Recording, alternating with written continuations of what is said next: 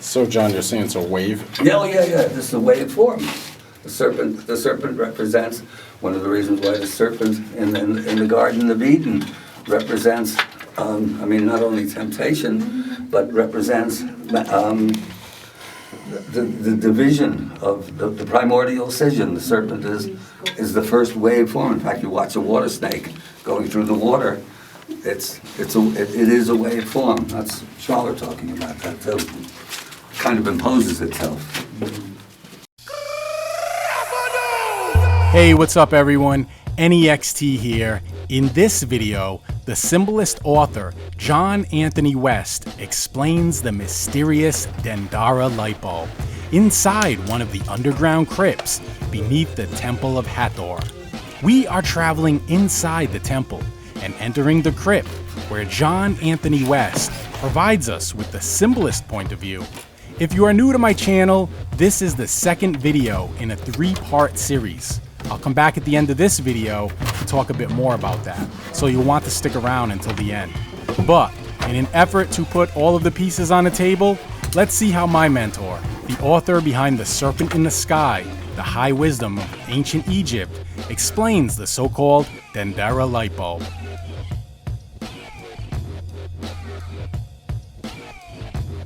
Why is there two on this side? Well, because it's the second stage. It's the universe coming into being initially, in its simplest level. So the unicorns, this is a cathode ray tube, but very few. You'll see a lot of cathode ray tubes. Almost none of them emanate out of a lotus flower with a snake coming out of it. What is being symbolized here, I believe, is the first, or one of the first stages of creation. So here we have our lotus flower, which we've described already as the transformation of the material into the spiritual, and from the lotus flower we have emanating what looks like sort of an eggplant, which the unicorns think is the cathode ray tube, but I think what it is the perfume of the lotus, the odor of sanctity, sometimes talked about in the church. And if you were a cartoonist, how are you going to draw a smell? You would do it something like this. In the middle of this comes the water snake, which is Charlotte talks about as the first wave form. So it's the first vibration when unity is sundered. What emerges from that sundering is the wave form, is vibration. In the beginning was the word.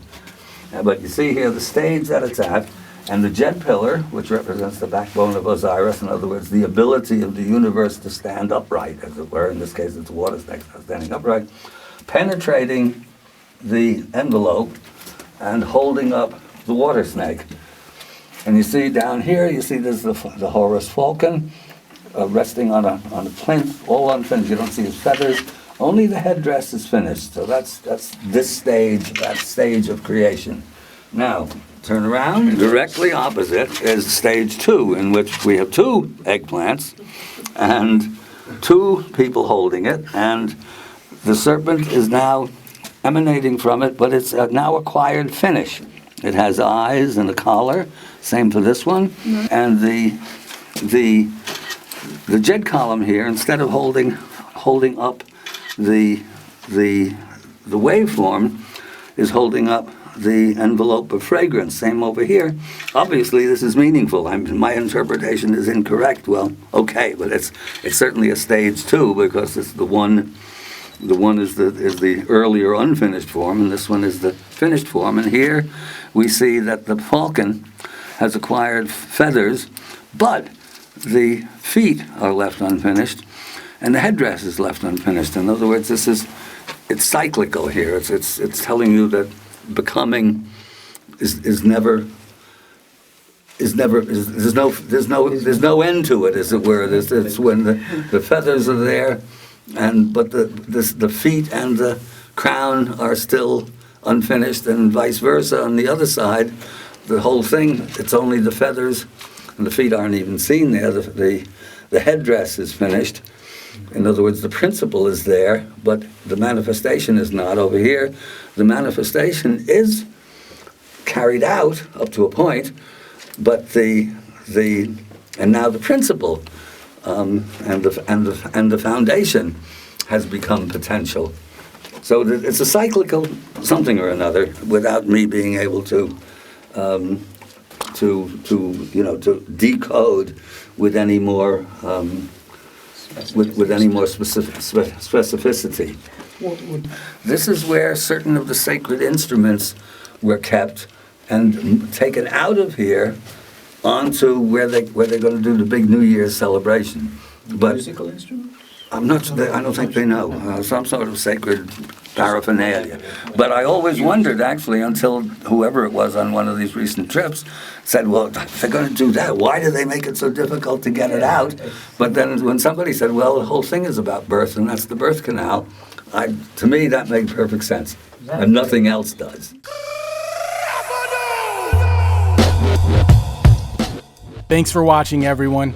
As I mentioned at the beginning of this video, this is the second in a 3-part mini-series exploring the mystery of Dendera's so-called light bulb.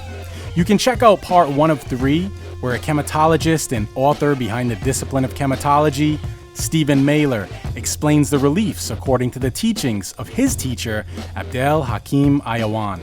In my next video, I will discuss the 2 previous videos in this series, adding my own insights and explaining my interpretation of these reliefs.